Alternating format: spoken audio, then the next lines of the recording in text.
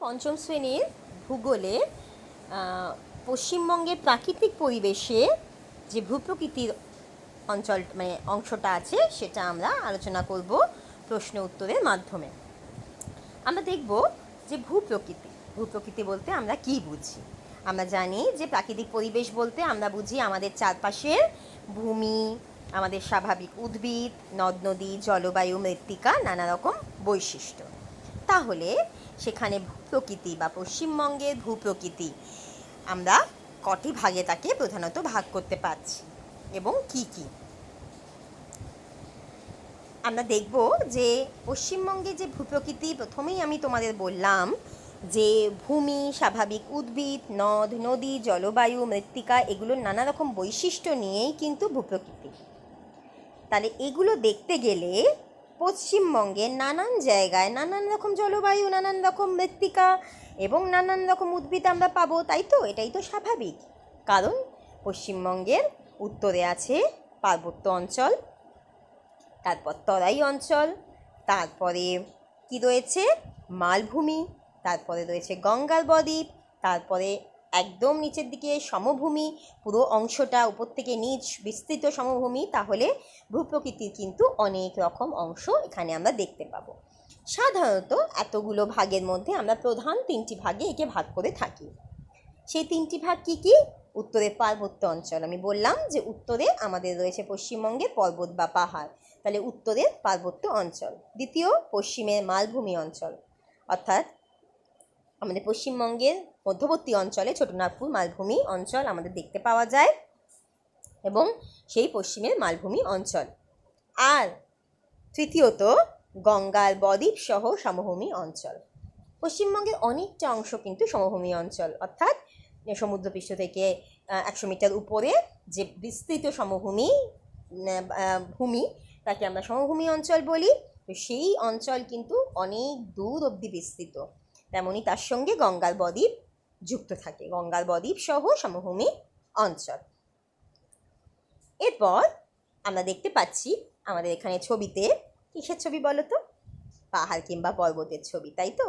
কিন্তু পড়ার সময় আমরা দেখেছিলাম যে পাহাড় বা পর্বতের কিন্তু একটা বেসিক ডিফারেন্স আছে, অর্থাৎ আমরা জানি পাহাড় কি বা পর্বত কি। এই ক্ষেত্রে আমাদের প্রশ্ন হচ্ছে, উত্তরের পার্বত্য অঞ্চলে যে কটি ভাগ আছে সেই ভাগগুলি কটি ভাগে তাকে ভাগ করা হয়েছে কি কি? উত্তরের পার্বত্য অঞ্চলকে সাধারণত দুটি ভাগে ভাগ করা হয়েছে। এক হচ্ছে তিস্তার পশ্চিম দিকের পার্বত্য অঞ্চল, আর দ্বিতীয় হচ্ছে তিস্তার পূর্ব দিকের পার্বত্য অঞ্চল। তাহলে আমরা প্রধানত দেখতে পাচ্ছি সেটা পার্বত্য অঞ্চলই। আর সেটা কোথাকার পার্বত্য অঞ্চল? পশ্চিমবঙ্গের উত্তর অংশের পার্বত্য অঞ্চল। তাহলে সেই পশ্চিমবঙ্গের উত্তরে নানা রকম পর্বতশ্রেণী অবস্থিত, তাকে আবার সেখানে দুটো ভাগে ভাগ করা হয়েছে। প্রশ্ন অনুযায়ী আমার উত্তর হচ্ছে, উত্তরের পার্বত্য অঞ্চলকে দুটি ভাগে ভাগ করা হয়েছে। তার দুটির এক নম্বর তিস্তার পশ্চিম দিকের পার্বত্য অঞ্চল, দ্বিতীয় তিস্তার পূর্ব দিকের পার্বত্য অঞ্চল।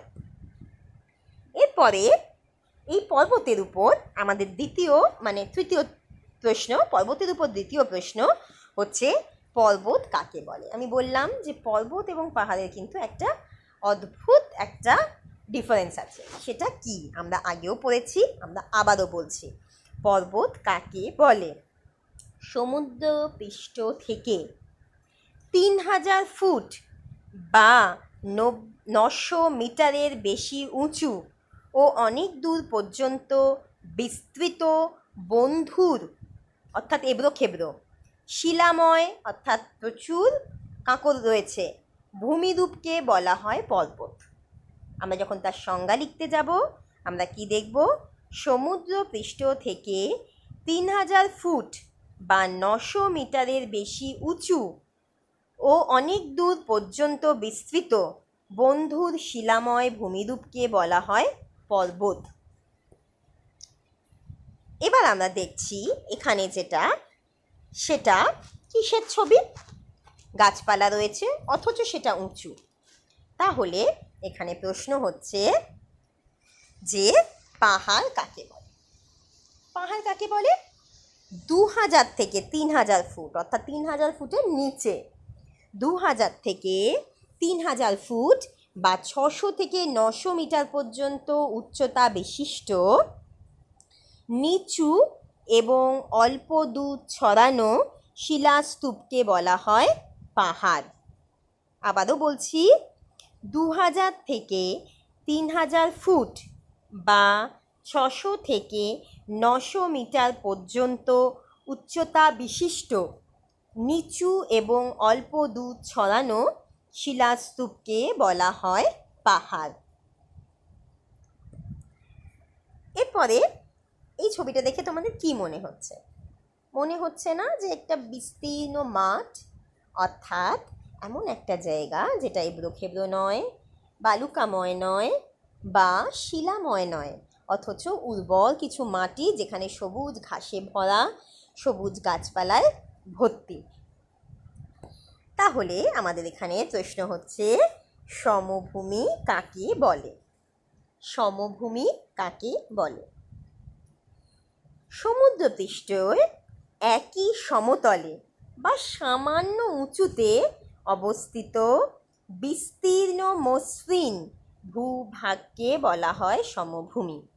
আমি আবারও বলছি, সমুদ্রপৃষ্ঠের একই সমতলে বা সামান্য উঁচুতে অবস্থিত বিস্তীর্ণ মসৃণ ভূভাগকে বলা হয় সমভূমি। আমরা সাধারণত জানি এই সমতল ভূমি বা সমতল ক্ষেত্রের গড় উচ্চতা ওই 100 মিটার এবং এর বহুদূর পর্যন্ত বিস্তৃত থাকে। এই অঞ্চল পার্বত্য অঞ্চল বা মালভূমি অঞ্চলকে বাদ দিলে এই অঞ্চল কিন্তু নদী গঠিত সমতল ক্ষেত্র, অর্থাৎ নদীর পলি দিয়ে গঠিত হয় এবং সেটা পার্বত্য অঞ্চলের মতো শিলাময় নয় বা মালভূমি অঞ্চলের মতো লাল কাঁকুড়ে মাটিও নয়। এটা একটা সুন্দর গাছপালায় ভরা উর্বর জমি। এরপরে আমরা কিছু গাছপালা এবং জমির রূপ দেখতে পাচ্ছি। এখানে আমাদের প্রশ্ন হচ্ছে, পশ্চিমবঙ্গে সমভূমি অঞ্চলকে প্রধানত কটি ভাগে ভাগ করা হয়েছে? এই যে সমভূমি কাকে বলে আমি বললাম, তার আবার অনেকগুলো ভাগ আছে, কারণ পশ্চিমবঙ্গে অনেকটা দূর অবধি বিস্তৃত এই সমভূমি, উত্তর থেকে দক্ষিণে অনেক দূর অবধি বিস্তৃত এই সমভূমি। তাহলে পশ্চিমবঙ্গের সমভূমি অঞ্চলকে প্রধানত কয়টি ভাগে ভাগ করা হয়েছে ও কী কী? পশ্চিমবঙ্গের সমভূমি অঞ্চলকে প্রধানত 5টি ভাগে ভাগ করা হয়েছে। 1 নম্বর, তরাই ও ডুয়ার্স অঞ্চল, উত্তরের সমভূমি অঞ্চল, রাঢ় অঞ্চল, উপকূলের বালুকাময় সমভূমি, গঙ্গার বদ্বীপ অঞ্চল। এই প্রশ্নের উত্তর কিন্তু এইটুকুই, যে 5টি ভাগ এবং 5টি ভাগের নাম। এরপর আমরা পরে আবার এগুলো বিস্তৃতভাবে প্রশ্নের মাধ্যমে পড়ব। আমরা আগেও পড়েছি, আগেও জেনেছি, আবারও জানতে হলে সেটা আমরা সেইভাবে পড়ব, কিন্তু এই প্রশ্নের উত্তর এতটুকুই। আমরা এখানে দেখতে পাচ্ছি কিছুটা ঢালু জমি, অর্থাৎ সমভূমির মতো অত বিস্তৃত একরকম জমি নয়, কিছুটা ঢালু। এই জমিকে, এই অংশকে, তাহলে আমাদের প্রশ্ন কি হতে পারে? তরাই ও ডুয়ার্স অঞ্চল সম্বন্ধে লেখো বা আলোচনা করো। তরাই ও ডুয়ার্স অঞ্চল, এই সমভূমির মধ্যে আমরা দেখলাম আমাদের প্রথম এবং যে অংশটা সমভূমি সেটা হচ্ছে তরাই ও ডুয়ার্স অঞ্চল। তরাই ও ডুয়ার্স অঞ্চলটা কি? দার্জিলিং জেলার শিলিগুড়ি মহকুমার কোচবিহার জেলার উত্তরের সামান্য অংশ, জলপাইগুড়ি ও আলিপুরদুয়ার জেলার উত্তর অংশ তরাই ডুয়ার্স অঞ্চলের অন্তর্গত। তাহলে কোন অঞ্চলগুলোকে তরাই ডুয়ার্স বলছে? সেটা সম্পূর্ণ কিন্তু সমভূমি নয় মেয়েরা, কিছুটা উঁচু, সামান্য পাহাড় দেখতে পাওয়া যায়, চা গাছও চাষ হয়। চা গাছ কীরকম জায়গায় চাষ হয়? যেটা ঢালু হয় চাষ হয়, সেই সব জায়গা। কোন জায়গা? দার্জিলিং জেলার শিলিগুড়ি মহকুমার কোচবিহার জেলার উত্তরের সামান্য অংশ, জলপাইগুড়ি ও আলিপুরদুয়ার জেলার উত্তরের অংশ তরাই বা ডুয়ার্স অঞ্চলের অন্তর্গত। এখানে একটি অন্য নদী আছে। সমভূমি তো আমি বললাম যে নদী, মানে নদী অঞ্চল বা নদীর একদম ধারে গঠিত এই সমতল ভূমি, নদী গঠিত এই সমতল ভূমি, তাহলে এখানে কোন নদী দেখতে পাওয়া যায়? এখানে দেখা যায় তিস্তা নদীর ডান দিকের অংশ তরাই ও বাঁ দিকের অংশ ডুয়ার্স অঞ্চল। এই ভাগটা কিভাবে করব? তিস্তা নদীর ডান দিকের অংশটা হচ্ছে তরাই ও বাঁ দিকের অংশটা হচ্ছে ডুয়ার্স। এবার আমরা দেখব যে আমাদের এখানে যে ছবিটা দেখতে পাচ্ছি একটা সমভূমির মতোই দেখতে লাগছে, তাহলে সেটা হচ্ছে উত্তরের সমভূমি। এই উত্তরের সমভূমি অঞ্চল আমরা একটু আলোচনা করি। সমভূমি অঞ্চলের অনেকগুলো ভাগ আছে, তার মধ্যে উত্তরের সমভূমি অঞ্চল সম্বন্ধে আমরা একটু আলোচনা করি। পশ্চিমবঙ্গের মালদা, উত্তর দিনাজপুর, দক্ষিণ দিনাজপুর, কোচবিহার জেলার দক্ষিণ অংশ, এতক্ষণ ছিল কোচবিহারের উত্তর অংশ যেখানে তরাই দেখতে পাচ্ছিলাম, এখানে কিন্তু দক্ষিণ অংশ, জলপাইগুড়ির জেলারও দক্ষিণ অংশ নিয়ে গঠিত হয়েছে উত্তরের সমভূমি। মহানন্দা, তাহলে এখানে এই যে সমভূমি, এর আবার নদীও থাকবে আশেপাশে, নদী সমতল ভূমিতে গঠিত। এগুলো নদীগুলো কি কি? মহানন্দা, তিস্তা, তোর্ষা নদীর পলি জমে এই অঞ্চলের সমভূমি গঠিত হয়েছে। এছাড়াও এখানে কি আছে? অনেক খাল বিল দেখতে পাওয়া যায়। তাহলে উত্তরের সমভূমি অঞ্চলের কিন্তু এটাই একটা ডেফিনেশন বা এর সম্বন্ধে বলা, সেটা তুমি প্রশ্নের মাধ্যমে বলো বা টিকার মাধ্যমে বলো, ব্যাপারটা এটাই। উত্তরের সমভূমি অঞ্চলের কিন্তু আরও 3টে ভাগ আছে, সেটা নিয়ে আমরা পরে আলোচনা করছি। সেই 3টে ভাগ আমি সামান্য তোমাদের নামগুলো বলে দিই। এক তাল, দিয়ারা, বারেন্দ্রভূমি, এই 3টে তার ভাগ আছে। এগুলো ডিটেলসে তোমাদের এক্ষুনি এত জানতে হবে না, এতটা মানে জানার প্রয়োজন নেই। এই প্রশ্নে যেটুকু তোমাদের দরকার সেটুকুই আমি তোমাদের আলোচনা করলাম। এরপরে দেখো দেখো ছবিটা দেখে তোমরা বুঝতে পারছো যে সামান্য দূরে সামান্য উঁচু টিলাও দেখা যাচ্ছে, আবার লাল কাঁকুড়ে মাটিও খানিকটা দেখা যাচ্ছে। তাহলে আমাদের এখানে প্রশ্ন, মাটিটা যে লাল, কেন লাল? রাঢ় অঞ্চল। রাঢ় অঞ্চল কোনটি? পশ্চিমবঙ্গের কোথায় কোথায় রাঢ় অঞ্চল দেখতে পাওয়া যায়? তাহলে রাঢ় অঞ্চল সম্বন্ধে আমরা একটু আলোচনা করি। পশ্চিমের মালভূমির পূর্ব থেকে ভাগীরথী যে হুগলি নদীর পশ্চিম পর্যন্ত সামান্য উঁচু নিচু বন্ধু প্রকৃতি অঞ্চলকে আমরা রাঢ় অঞ্চল বলি। তাহলে রাঢ় অঞ্চল কোনটি? পশ্চিমের মালভূমির পূর্ব থেকে ভাগীরথী হুগলি নদীর পশ্চিম পর্যন্ত সামান্য উঁচু নিচু বন্ধুর প্রকৃতির অঞ্চলকে আমরা বলি রাঢ় অঞ্চল। তাহলে এটা কিন্তু সমতল ভূমি নয়, অর্থাৎ সমভূমি থেকে সেই রকম প্লেন নয়, এখানে উঁচু নিচু বালুকাময় দেখো লাল কাঁকুড়ে মাটি দেখতে পাওয়া যাচ্ছে। তেমনই আমরা দেখব এই সমগ্র অঞ্চলটিকে কোন দিকে ঢালু? পূর্ব দিকে ঢালু। এখানে এই অঞ্চল পুরনো পলিমাটি দ্বারা সৃষ্ট হয়েছে। বাঁকুড়া, পশ্চিম মেদিনীপুর, বর্ধমান, বীরভূম আবার পূর্বাংশ নিয়ে রাঢ় সমভূমি গঠিত হয়েছে। এই সমভূমি কীরকম মাটি দেখা যায় আমি ছবিতেই তোমাদের দেখিয়ে দিয়েছি, লাল রঙের, যে মাটি কৃষিকাজের জন্য সহায়ক নয়।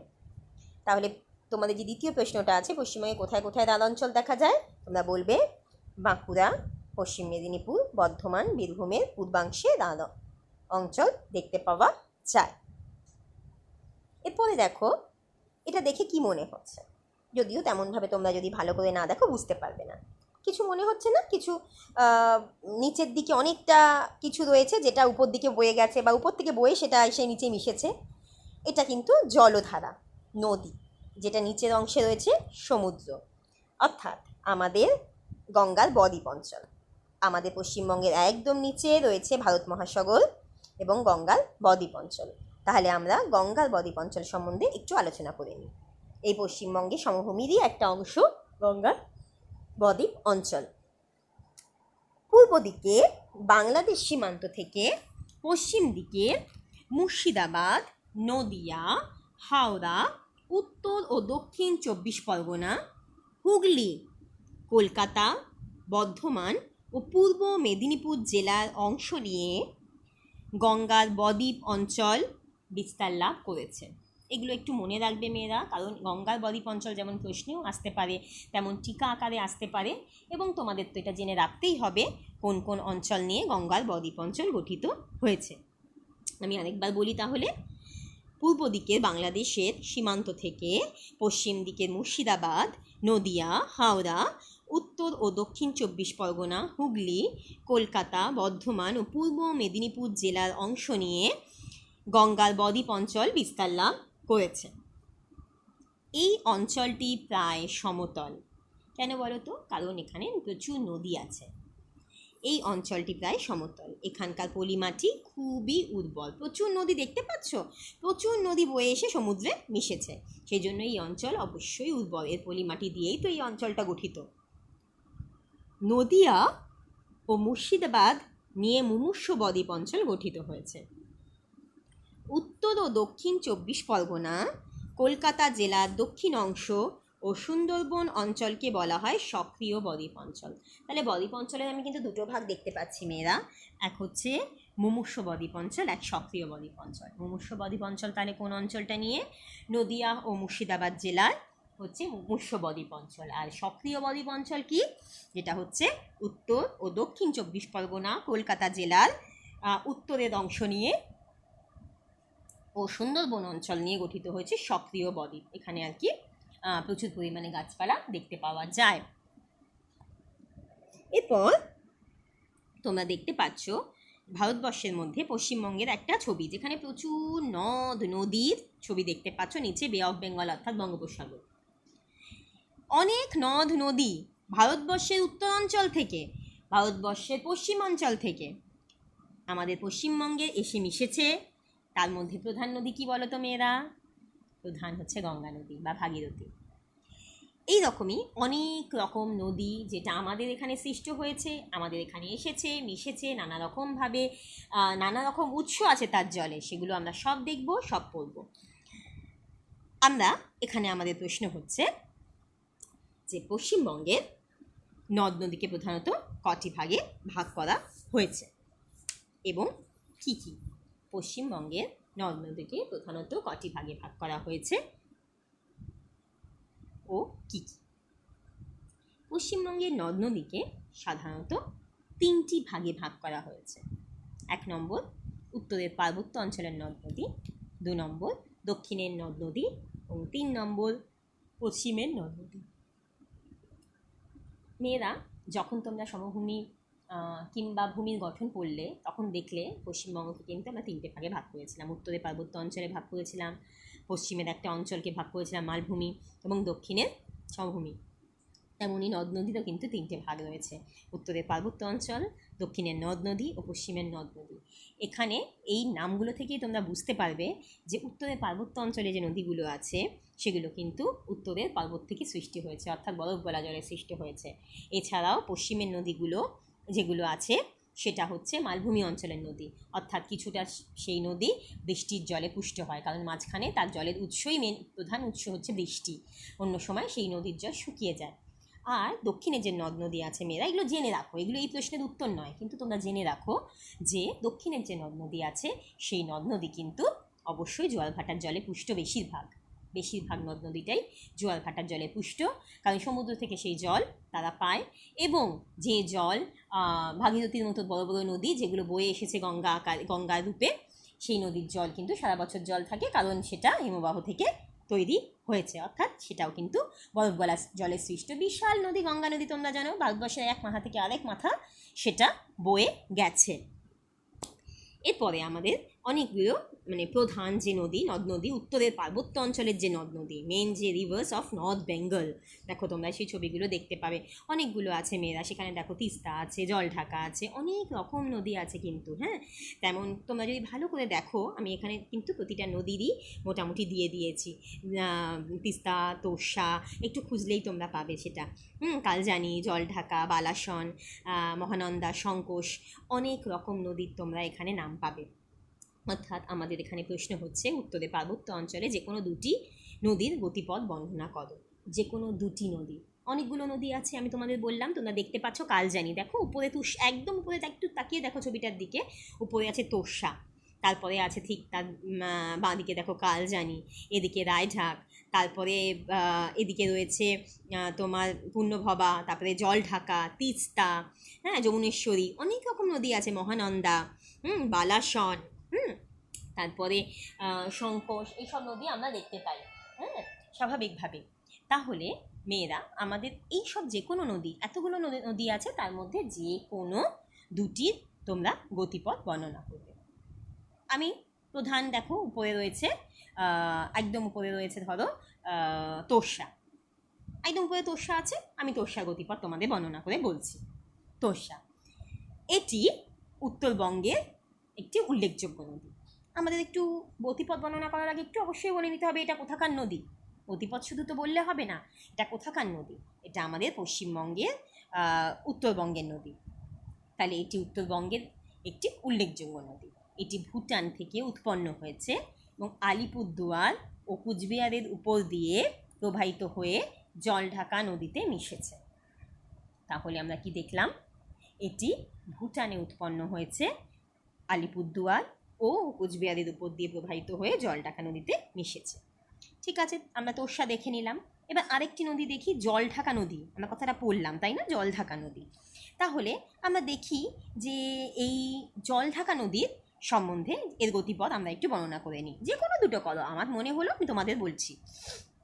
সিকিম ভুটান সীমান্তে বিদাং হ্রদ থেকে উৎপন্ন হয়ে দার্জিলিং, জলপাইগুড়ি ও কোচবিহারের মধ্যে দিয়ে প্রবাহিত হয়ে বাংলাদেশে যমুনা নদীতে গিয়ে মিশেছে এই জলঢাকা নদী।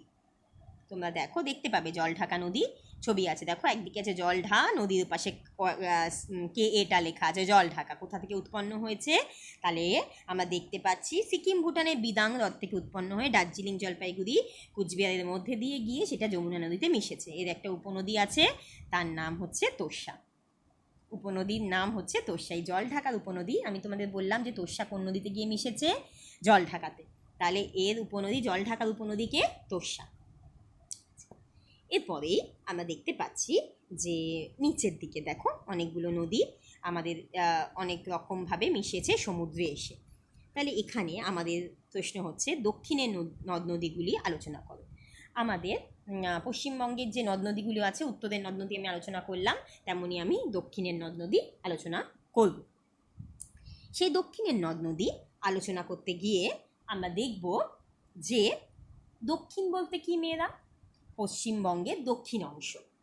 উত্তর অংশে রয়েছে পাহাড়, মধ্য অংশে রয়েছে মালভূমি, তেমন দক্ষিণ অংশে রয়েছে প্রচুর সমভূমি এবং নদীতে ভরা, যেখানে প্রচুর মানে মৃত্তিকা খুব উর্বর, খুব ভালো ফসল হয়, শস্য হয় এবং সবুজে সবুজে ভরা আমাদের এই পশ্চিমবঙ্গের সমভূমি। তাহলে সেখানে নদী ছাড়া সেই সমভূমির কিন্তু গঠন হওয়া সম্ভব নয়। নদীর পলিতেই তো সেই সমভূমি গঠিত হয়, তাই না? সেটা কিন্তু গঠন হওয়া সম্ভব নয়। তাহলে দক্ষিণের নদ নদীগুলি কিন্তু ভীষণভাবে উল্লেখযোগ্য। তাহলে পশ্চিমবঙ্গের এই সুন্দরবন অঞ্চলে দেখো নিচের দিকে যে বদ্বীপ অঞ্চল, যেটা সমুদ্রে এসে মিশেছে, সেটা সুন্দরবন অঞ্চল। সেই সুন্দরবন অঞ্চলে নদীগুলি বেশিরভাগই জোয়ারের জলে পুষ্ট। বেশিরভাগই কিসের জলে পুষ্ট? আমি তোমাদের প্রথমেই বলেছিলাম জোয়ারের জলে। এটা একদম মাথার মধ্যে ঢুকিয়ে নাও মেয়েরা। উত্তরের পার্বত্য অঞ্চলের নদী মানেই বরফ গলা জলে সৃষ্ট, বরফের জলে সৃষ্ট। আবার পশ্চিম অর্থাৎ আমাদের পশ্চিমবঙ্গের মিডল অংশে, পশ্চিমের মালভূমি যেখানে, সেখানে কিন্তু বৃষ্টিপাতের উপর সম্পূর্ণ নদীর জল নির্ভর করে। তেমনই দক্ষিণে যেহেতু বিরাট একটা সমুদ্র রয়েছে আমাদের বঙ্গোপসাগর, তার জলে পুষ্ট দক্ষিণের জোয়ার ভাটার জলে পুষ্ট নদী। তাহলে আমরা দেখছি যে দক্ষিণের নদ নদীগুলি জোয়ারের জলে পুষ্ট। পৃথিবীতে প্রতিদিন চন্দ্র ও সূর্যের টানে কি হচ্ছে, পৃথিবীর একটা আবর্তনের ফলে সমুদ্রের জল ফুলে উঠছে। বঙ্গোপসাগর সমুদ্র আছে, তার জল ফুলে উঠছে, একেই বলা হচ্ছে জোয়ার। আর তখন কি হচ্ছে, এখানকার যে প্রধান নদীগুলো আছে, মাথাভাঙা, বিদ্যাধরী, চূর্ণী, ঠাকুরান, মাথলা, গোসাবা, রায়মঙ্গল, সপ্তমুখী, পিয়ালি, হারিয়াভাঙা, এই যে সব নদীগুলো আছে, এগুলো তখন কি হয়, ওই জোয়ারের জলে পুষ্ট হয় এবং ভাটার সময় আবার এখানে জোয়ার ভাটা নিয়মিত হয় এই নদীতে, কারণ সমুদ্রের জল ঢোকে এবং ভাটার সময় সেটা কমে আসে। এদের মধ্যে কোনো কোনো নদীর প্রশস্ত মোহনা সৃষ্টি করেছে, তাই তো, যেখানে গঙ্গার বদ্বীপ রয়েছে অর্থাৎ সুন্দরবন অঞ্চল রয়েছে, তাই তো। সুন্দরবন অঞ্চলে কি সবচেয়ে বেশি আকৃষ্ট করে কি আমাদের, বলো তো? সেখানে মানে আমরা যাই কেন, কি আঁকে দেখতে যাই? Royal Bengal tiger. আমাদের পশ্চিমবঙ্গের সেখানে রয়্যাল বেঙ্গল টাইগার আছে, অর্থাৎ মানে প্রচুর গাছপালা জঙ্গল এত ঘন যে সেখানে সেই প্রাণী আমাদের সুন্দরভাবে ভালোভাবে বেঁচে থাকতে পারে। এই নদীগুলি বেশিরভাগই কোথায় এসে মিশেছে তাহলে আমরা বলবো? বঙ্গোপসাগরে এসে মিশেছে। তাহলে পশ্চিমবঙ্গের দক্ষিণের নদ নদীগুলি সবটাই বঙ্গোপসাগরে এসে মিশেছে। এরা জোয়ার ভাটা জলে পুষ্ট, আর সেই নদীগুলোর নামগুলো একটু মুখস্থ করে নেবে মেয়েরা। এরপরেই কিন্তু দেখো আমরা একটা ছবি দেখতে পাচ্ছি, তোমরা দেখলে যদি ভালো করে কখনো তোমরা ছবি দেখো বা এখন তো বাড়িতে আছো, একটু নেট ঘাটো না, ছবিগুলো দেখো, বোঝো, চেনার চেষ্টা করো যে আমি যে ছবিটা দিচ্ছি কিসের ছবি দিচ্ছি। বলতে পারবে কেউ? আমি যে ছবিটা দিয়েছি মেয়েরা, সেটা কিন্তু গঙ্গার এক অংশের ছবি দিয়েছি। এই গঙ্গা নদীর গতিপথ বর্ণনা করছি আমরা। গঙ্গা নদীর এটা একটা অংশ যেটা উত্তরের দিকে। আমি এই ছবিটা তোমাদের দিয়েছি। আমাদের যেমন গঙ্গা নদী কোথা থেকে উৎপন্ন হয়েছে, কোথায় গিয়ে শেষ হয়েছে, সেটাও তো আমাদের জানা দরকার। পড়ার সময় আমরা জেনেছি, বইতেও আছে। আমি আরেকবার তোমাদের আলোচনা করে দিচ্ছি গঙ্গা নদীর গতিপথ। আমাদের ভারতের প্রধান নদী কি নদী? গঙ্গা নদী, তাই তো। খুবই পবিত্র নদী এটাকে বলা হয়, সবাই মানে ভীষণ। এই গঙ্গা নদী, পশ্চিমবঙ্গের গঙ্গা নদী ভাগীরথী বা হুগলি নামে পরিচিত। অর্থাৎ এই গঙ্গা নদী যখন পশ্চিমবঙ্গের মধ্যে প্রবেশ করেছে তাকে আমরা কি নাম দিয়েছি? ভাগীরথী বা হুগলি। এটি নিত্যবহ বরফ গলা জলে পুষ্ট। এই নদীর বরফ গলা জলে পুষ্ট। কোথায় তাহলে তাদের এই নদীর সৃষ্টি হয়েছে বরফ গলা জলে পুষ্ট? মানে সারা বছর এতে জল থাকে। কোথায় সৃষ্টি হয়েছে? গঙ্গোত্রী হিমবাহ থেকে। অর্থাৎ এই গঙ্গোত্রী হিমবাহ কোথায় আছে মেয়েরা? এটা আছে উত্তরপ্রদেশ, উত্তরপ্রদেশের উত্তরে। তাহলে কোথা দিয়ে বয়ে এসেছে? গঙ্গোত্রী হিমবাহের মধ্যে দিয়ে উত্তরপ্রদেশ ও বিহারের উপর দিয়ে গঙ্গোত্রী হিমবাহে এটা উৎপন্ন হয়েছে, হয়ে উত্তরপ্রদেশ এবং বিহারের উপর দিয়ে সেটা পূর্ব দিকে প্রবাহিত হয়ে পশ্চিমবঙ্গের মুর্শিদাবাদে ধুলিয়ানার কাছে দুটো ভাগে ভাগ হয়ে গেছে। ভাগ হয়ে কী নাম নিয়েছে? ভাগীরথী হুগলি নামে পশ্চিমবঙ্গের উপর দিয়ে বয়ে গিয়েছে এবং সেটা গেছে বঙ্গোপসাগরে মিলিত হয়েছে। আর একটা শাখা চলে গেছে পদ্মা নামে বাংলাদেশে। তাহলে কি দেখলাম মেয়েরা? গঙ্গোত্রী হিমবাহতে যা উৎপন্ন হয়েছে সে কোথায় দিয়ে এসেছে? উত্তরপ্রদেশ বিহারের উপর দিয়ে আমাদের পশ্চিমবঙ্গে এসে ঢুকেছে। কোনখানটায় এসে ঢুকেছে? মুর্শিদাবাদের ধুলিয়ানের কাছে ঢুকেছে। তার সংযোগস্থল সেখানে, পশ্চিমবঙ্গের সঙ্গে তার সংযোগস্থল। সেখানে শেষে দুটো ভাগ হয়ে গেছে। একটা ভাগ আমাদের পশ্চিমবঙ্গের মধ্যে দিয়ে ভাগীরথী হুগলি নাম নিয়েছে এবং বঙ্গোপসাগরে এসে মিশেছে নানাভাবে। কলকাতার ধার দিয়েও কিন্তু সেই নদী গেছে।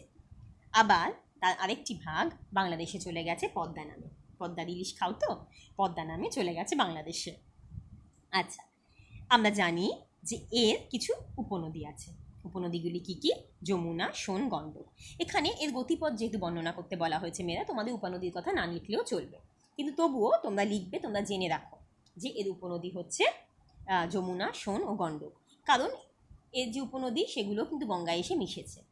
সেই জন্য তার গতিপথের মধ্যেই সেটা পড়ে। এবার দেখো, এটি যখন ধুলিয়ানে এসেছে, দুটো ভাগ হয়েছে মুর্শিদাবাদে, সেখান থেকে হুগলি পর্যন্ত এর নাম হয়েছে ভাগীরথী। ধুলিয়ান থেকে, তাহলে মুর্শিদাবাদ ধুলিয়ান থেকে হুগলি পর্যন্ত এর নাম হয়েছে ভাগীরথী। আবার হুগলি শহর থেকে মোহনা পর্যন্ত হুগলি নদী নাম নিয়ে সে পরিচিত। আমাদের কলকাতার ধারে সে কী নামে পরিচিত? হুগলি নদী। আমরা বলি হুগলি নদী সেতু, হুগলি সেতু। দেখবে আমরা বলি ওই নদীর উপর দিয়ে আমাদের কি আছে? হুগলি সেতু। তাহলে আমাদের রাজধানী কলকাতা ভাগীরথী নদীর তীরে অবস্থিত। আমাদের রাজধানী কলকাতা কোন নদীর তীরে অবস্থিত?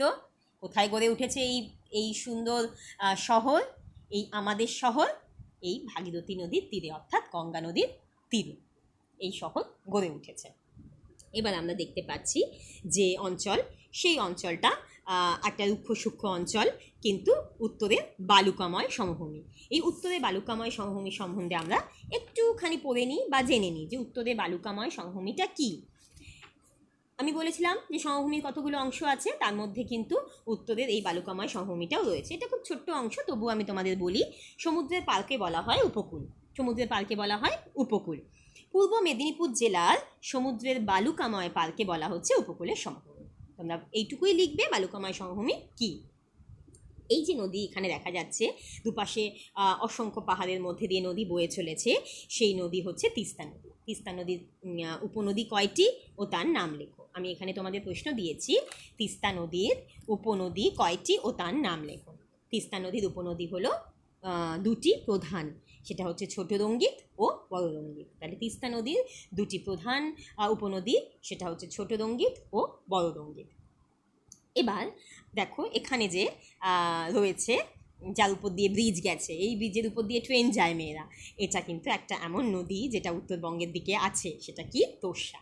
এই তোর্ষা নদীর আমি একটু গতিপথ বর্ণনা করে দিই তোমাদের। আমি এর আগেও তোমাদের বলে দিয়েছি, তাও আলাদা করে প্রশ্নটা আছে বলে তোমাদের বলে দিচ্ছি। কোথা থেকে উৎপন্ন হয়েছে বলেছিলাম, ভুটান থেকে উৎপন্ন হয়েছিল, আলিপুরদুয়ার ও কোচবিহারের মধ্যে দিয়ে সে জলঢাকা নদীতে এসে মিশেছে। তাহলে তোর্ষা নদীর গতিপথ বর্ণনা করতে গিয়ে আমরা দেখলাম যে সেটা কোথা থেকে মিশেছে, কোথায় গিয়ে সেটা আবার গিয়ে মিশেছে। এরপর যে প্রশ্নগুলো দেব সেগুলো মেয়েরা তোমরা নিজেরা খাতায় লিখবে এবং নিজেরা সেই সব প্রশ্নের উত্তরগুলো প্রশ্ন এবং উত্তর আকারে প্রত্যেকে লিখবে। তিস্তার পশ্চিম দিকের দুটি পর্বত শ্রেণীর নাম লেখো। কালিম্পংয়ের সর্বোচ্চ শৃঙ্গ কী? মালভূমি কাকে বলে? অযোধ্যা পাহাড়ের সবচেয়ে উঁচু শৃঙ্গের নাম কি? বাঁকুড়ায় কোন কোন পাহাড় দেখতে পাওয়া যায়? মামা ভাগ্নে পাহাড় কোথায় অবস্থিত? উত্তরের সমভূমি অঞ্চলকে ভূপ্রকৃতির বৈশিষ্ট্য অনুসারে কয়টি ভাগে ভাগ করা হয়েছে ও কি কি? দামোদর আর কি, ওটা নদী নয় নদ, তাই দামোদরের উৎপত্তিস্থল কি? সুবর্ণরেখা নদী গতিপথ লেখো। অজয় নদীর কোন নদীতে এসে মিশেছে? এরপরে হচ্ছে নিম্নলিখিত নদীগুলি কোন জলে পুষ্ট? আমি বলে দিয়েছিলাম কোন কোন জলে পুষ্ট হয়, বরফ গলা জল হোক, বৃষ্টির জল হোক বা জোয়ারের জল। জলঢাকা, মাতলা, বিদ্যাধরী, মহানন্দা, দামোদর, শিলাই। এইভাবে তোমরা লিখবে প্রশ্নটা, তার পাশে সমান চিহ্ন দিয়ে, জলঢাকার পাশে সমান চিহ্ন দিয়ে লিখবে কোন জলে পুষ্ট। যেমন যদি জলঢাকা হয় বরফ গলা জলে পুষ্ট, তাহলে সমান চিহ্ন লিখবে যে বরফ গলা জলে পুষ্ট নদী। তাহলে আমরা দেখলাম যে এরপরের যে প্রশ্নটা, যে নদীগুলোর নাম আমরা দিয়েছি সেগুলো হচ্ছে কোথা থেকে তার উৎস। তোমাদের বইতে সুন্দর করে এটা খুব সুন্দর করে দেওয়া আছে, উৎসগুলো একটা ভাগ করে অংশ দিয়ে চার্ট করে দেওয়া আছে, তোমরা সেগুলো পড়বে এবং প্রত্যেকটা নদ নদীর উৎস এবং উৎপত্তিস্থল এবং গতিপথ এবং তার কোথায় এসে মিশেছে সেটা মুখস্থ করবে। রূপনারায়ণ, জলঢাকা, তিস্তা, কংসাবতী, অজয়। এইবারে গঙ্গার প্রধান নদী উপনদী কি কি? তোমাদের প্রশ্ন, গঙ্গার প্রধান উপনদী কি? তাহলে মেয়েরা আমি তোমাদের কতগুলো কাজ দিলাম, প্রশ্ন দিলাম, আমি কিছুটা বুঝিয়ে দিলাম, আবার কিছুটা তোমাদের করতে দিলাম। তোমরা খাতায় প্রশ্ন উত্তর সহকারে লিখে এগুলো অভ্যেস করবে।